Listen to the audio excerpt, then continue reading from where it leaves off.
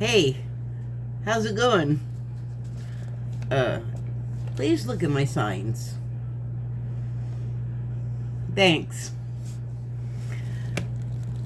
So, hold on, I need to adjust my...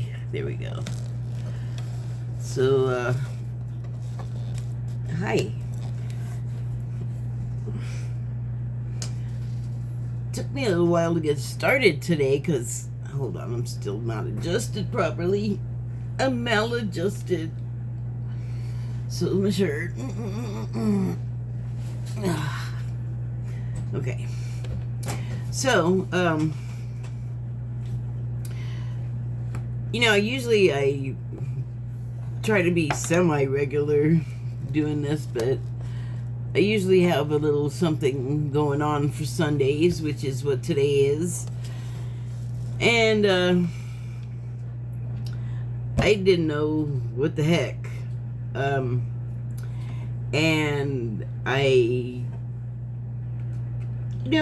usually it's, when I do have a little something to talk about, it's because there's been something that's repeated a bunch of times, and then it makes me think of something, and it, like a chain reaction of sort of a synchronicity leaning to some sort of understanding or opening of some thing I hadn't thought about in a particular way before, or something.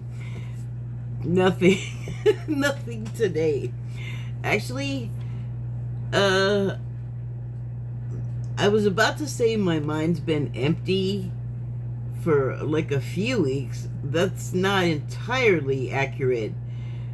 There's been a lot of stuff on my mind, just nothing firm that I had anything to bring. Like, I haven't even really been writing, but that's because I don't journal every day anymore, and I don't know why that stopped, but that happens. It comes and goes. So anyway, there's been a feeling, not just today, a feeling sort of like blank, and a little bit empty, and I suppose it's that null thing that happens periodically, I guess, like every so often happens again. So this feels kind of different because nothing is the way it was last year this time. Like, even that recently, things were a little bit more what we could expect, and I think that's kind of a big deal right now, that we have to kind of grasp the idea that for me and people that would be watching my channel and this type of talk on YouTube, we already knew something was afoot. Something was afoot. And if you're sensitive and you pay attention to what your sensitivities are alerting you to, then you have, like, even if you didn't have like words for it, you felt something coming. This is very likely true of very many of us that are unaware of this new age stuff. So new, it's not new. We're gonna have to me, I guess, I'm gonna have to come up with a better word for that whole umbrella title, cover, whatever. I'm getting sidetracked. So yeah, I did finally come to something to talk about. Otherwise, I would not be here. So things have changed, and we need to kind of like get with the program on that. I noticed in the past couple of years, since during the Biden administration, that certain channels on the left, who were not like crazy about Biden in the first place, we just didn't want to take into account, like, it was very hard for them to go to the numbers and go, Biden, though, it would be like, Biden, blah, blah, blah, problem, thing I don't like. And then they'd be like, well, but the numbers are this. And then they just move past it. Like, I didn't think they spent enough time on the things that weren't their opinion that they were mad at Biden about and the stuff that he was actually doing. I'm not like a total Biden booster. That got all messed up because I thought I was going to say Biden backer. So Budenbecker. But it might have got messed up because I started to say I'm no Hal Sparks on this stuff. I appreciate what the man has been able to accomplish that he got done in there, but it's like, it's not just the commentators that I was talking about, but everyone else too seems to be stuck still in the idea of things are really bad. Things are not 100% repaired. Things are still kind of messed up, but I don't know how much of the blame you can really assign to I'm just gonna mangle the man's name. That time I was trying to be Blyden, Blyden, Gleben Glorben. Now the Def Leppard song can begin. What is happening? So anyway, and I'm not saying that I'm not guilty of it myself. Like, I'm so used to bitching and moaning about Biden that it's like I literally have to wrench my awareness out of that old thought pattern and be like, yeah, but this is better and it's improving. But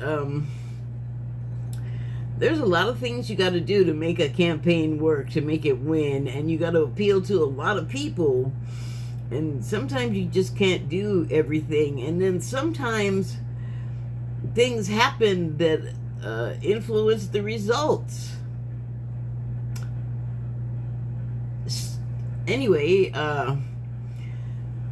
so there's that. Like, we're kind of like not really like moving forward with the forward motion. We're getting a little like stuck in the past. And it's over there, by the way. that's where the past is. And then the other thing that I was kind of thinking about, like just been kind of hedging around the periphery of my awareness, is it real? Like, what is really real? Like, what am I looking at? And by that I mean, like, what is a lie? Who is lying to you? What are they lying about? Like, what do you think is one thing? Like, you have a whole, like, infrastructure for this belief. Like, there's a framework, there's set dressing, there's actors, there's proclamations, and it's like really real, and then you find out, oh shoot, it's not the thing I thought it was at all. Not even close. I dreamed up all of this stuff, and also the stuff that I decorated wasn't real either. And I think that has been shown to us over the past year too, and we're just not getting that that's what's happening, I think. And so I have some cards, and I also wrote something. So now that I did that little preamble, let me read my stuff. Where is the first page of this? Okay. Stuck in the past. Literally like an insect, all appendages irretrievably trapped in the amber of deeply ingrained habit. What is it physically? Where is it?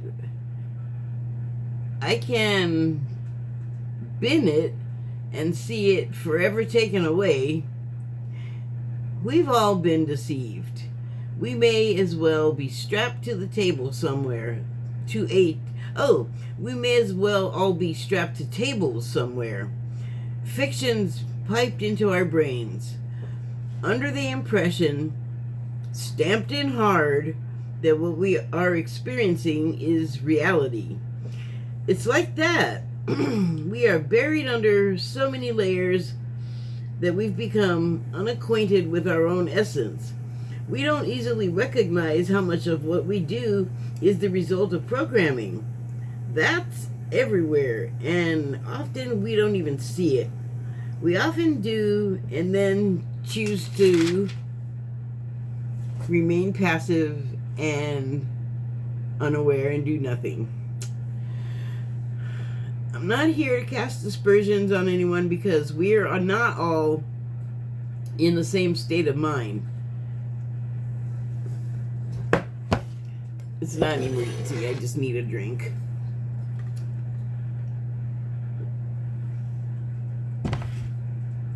So we're not all in the same state of mind.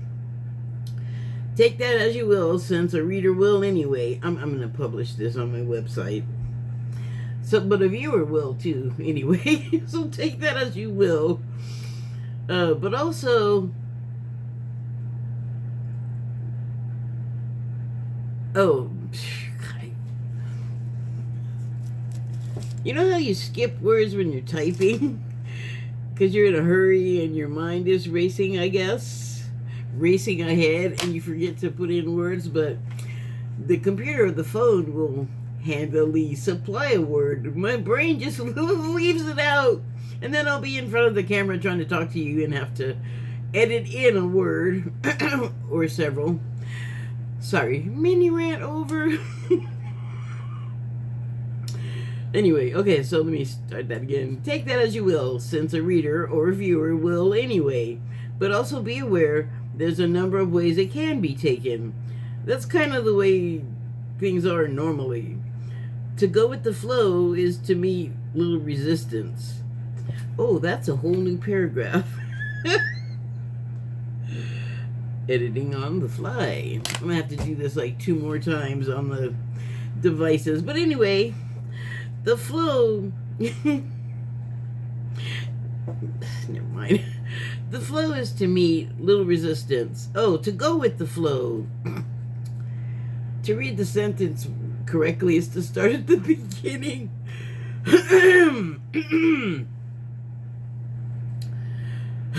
Seriously? To go with the flow is to meet little resistance, because other people not only exist and provide structure to the world we all live in, as do I and everyone else. We have to account for that to go with the flow. God, I was just flying. Dude, my coffee is decaf. I don't know what's up with that. Anyway, now it occurs to me that for myself, until I was able to begin to surrender to it, until I was began to surrender to, was I even in a place to contemplate? Wait, that's not right. Until I was able to begin to surrender to, it's got to be surrendered to it. Yes, that makes more sense. Until I was able to begin to surrender to it, was I even in a place to contemplate the ideas,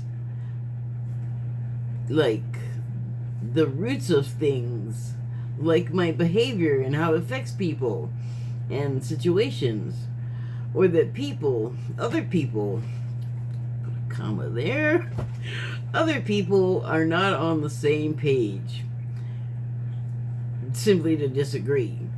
That's not why they're not on the same page as us. They're not just there to be disagreeable.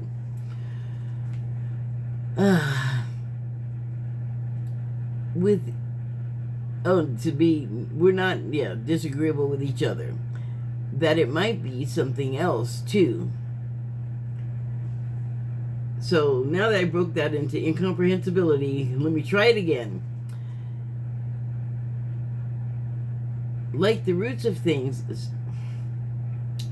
I wasn't able to contemplate the ideas until I surrendered to whatever I said before. Like the roots of things. Like I wasn't able to consider it because I just wasn't there yet. I hadn't met whatever criteria it is that like levels you up to the next level. Just wasn't there. So it's not like, it's not on purpose is what I'm saying. Like somebody might be argumentative, but that's not the whole of the issue. So let me see if I can find my place again. Yeah, so it might be something else too. I came to think of it in the way that as an adult, I know I can't expect a baby to carry on the same level of conversation that another adult could. They, the baby, simply aren't there yet. It's not the same, but it's, it's akin to it. It amounts to when, God, I'm just drooling too. Sorry, people. Bodily functions. Where was I? Oh, yes. It amounts to, when I peer at it, not wanting to release a clench on the things humanity has had the clench on for so long. For abusing each other in every way imaginable, and because, as we've seen, we all experience it together.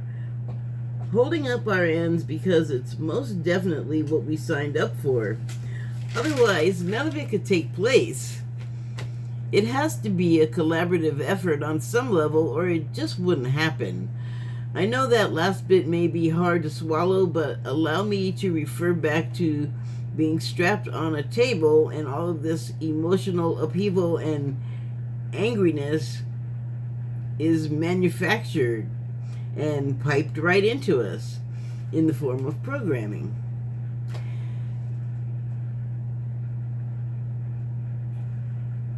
Like in both scenarios, really. Oh, okay. Do we know that? Do we know all that's real? That's all I'm saying. For me, it goes back to... Damn, come on, girl. For me, it goes back to programming. Noticing it and finding your way out of it and remembering the table. Or the movie Total Recall. May I say that's kind of an inverse of what I'm saying, because in it... Damn, girl. The user of the technology knows they're entering an alternate timeline or reality. We have to find our way to an awareness in the movie. We have to find our way to an awareness in reality. In the movie, people use a manufactured reality to escape reality 01. In the fake world, like ours, injuries and even death seem realer than real, and we kind of have the same... we kind of have to participate and play a role, just like reality. So, in Total Recall, the main character, for reasons, decides to... I guess it's like a vacation. But once you enter the vacation reality, things still happen as if you're in reality. So I am talking about the original here. I don't even know who was in the next one. Wait, I think I do know. Colin Farrell, I guess, was in it. I'm talking about the original with Arnold Schwarzenegger. And then, as now, when I saw that movie and I think about it, I'm kind of realizing that, well, I mean, I think it was right there hitting you in the head like an anvil, probably, but in either world, it feels so real, it hardly makes a difference. But so, since I don't want to give away the really old plot, I don't want to really like go into that more because it's just been such a journey of discovery, like just going back to it and thinking about it. And well, I read the book too, which is not called Total Recall. I think it's called On the Other Hand, and it's a short story by I'm just not sure. Ooh, I almost spit out my teeth. Awesome. It's a short story though, called The Other Hand. And as far as I know, that's what that whole movie, Total Recall, is based on. So, along with my own filter, I do have like a certain appreciation and understanding for the movie, but still, in the movie, the main character, for reasons in the plot, has to go jump into this other reality. And so here's the thing that I was hesitant to say, is because I also, on the first viewing and then even after, it's like it gets more confusing, like it should make more sense, and that tells me something, but it was kind of unclear to me. The book is different from the movie, by the way. You know how that happens, right? Talk to Stephen King about The Shining. Sorry, sidetrack. But anyway, it was hard for me to distinguish whether the main character, when he went into the other reality, was that shit real? Like, wait, which one of those was real? Like, it just got kind of confusing. And so, like, that came out in the 80s, I guess, the 1980s. So I'm not going to do counting numbers, but it was a long time ago. And, like I said, every time I revisit it and really start thinking about it, it doesn't get less confusing, because I think there's so many things in there that can point your mind in so many directions, and the story will still work. Also, like, reality. Why?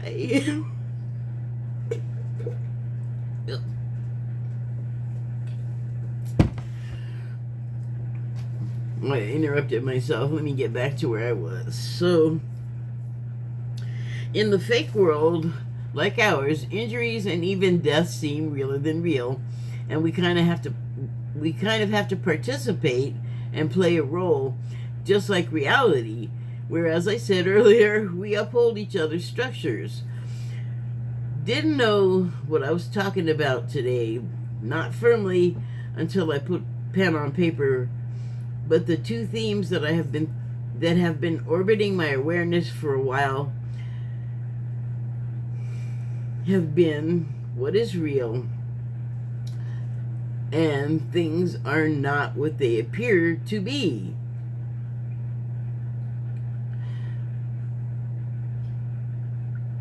So, what is real?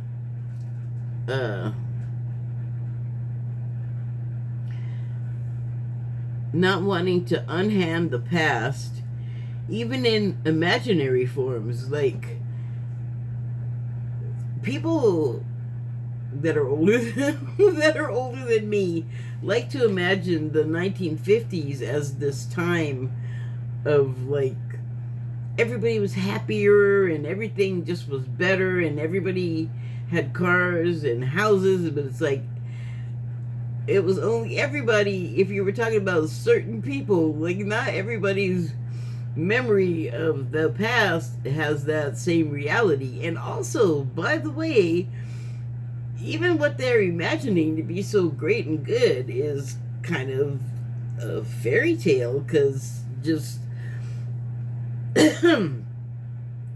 some stuff, of course, is going to be true, reminiscence, and then some of it is going to be embroidery we've added over the years. And it's almost like, especially in the context of right now, today, it's almost like a weapon, like, this is how it was, or like the completely not real character of Santa Claus, not the person that inspired Santa Claus, but the cartoon commercial character of Santa Claus.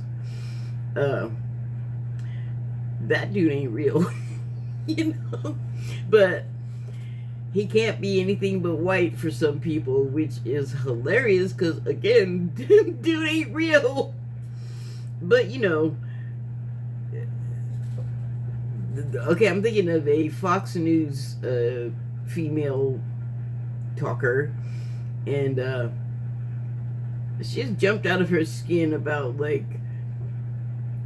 Santa Claus being white. Like, he just got all mad, like, he cannot be black. How dare you suggest such a thing? Which, like, that's why it's good that it's not real, because anybody can have it be whichever way they want. And that's like, man, you are really holding on to that not even reality person. And it just, I don't know, I just kind of thought it was illustrative of that. Like, that is not even a real thing that you're invested in a huge amount of anger and energy into just to make a several sentence statement. What's really on your mind?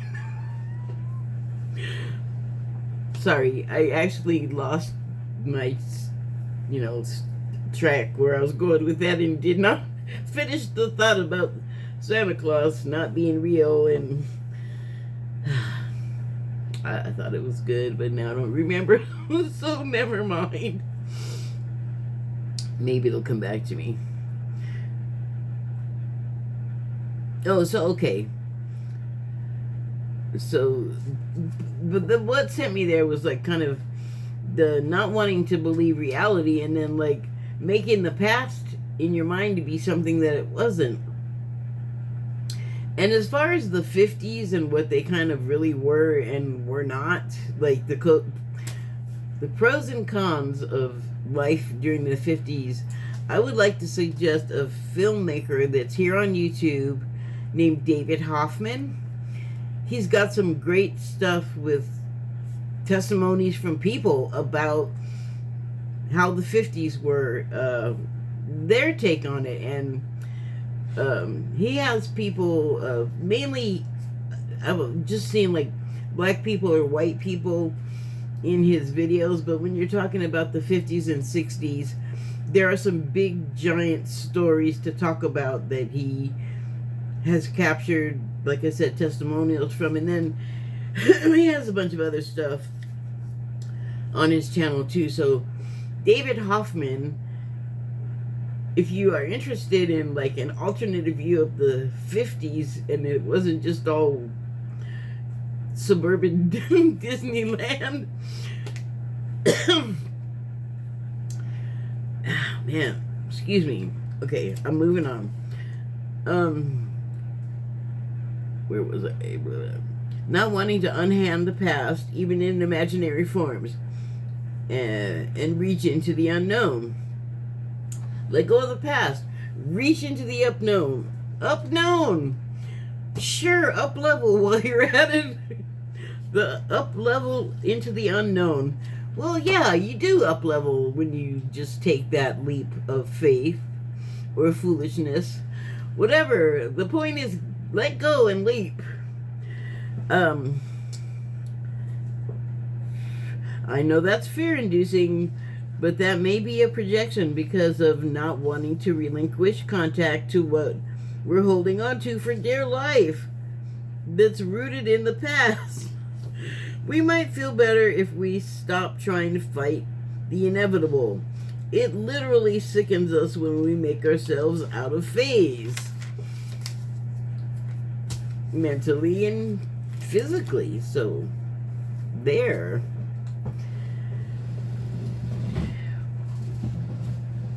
What is the point of all that? I don't know.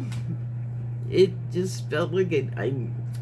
Look, I didn't know what I was going to say until I started writing, okay? So that's what it said. But it obviously, things in my head, you know, various things like the ability to pick up the pen and grab the notebook Like, I have to do those things with my body. Good writing there when you don't know what you're gonna do going in. It's I don't know, like, it's the spark, I guess, that ignites all that tinder floating around in my head. I don't know what I'm even talking about anymore. Thank you and good night.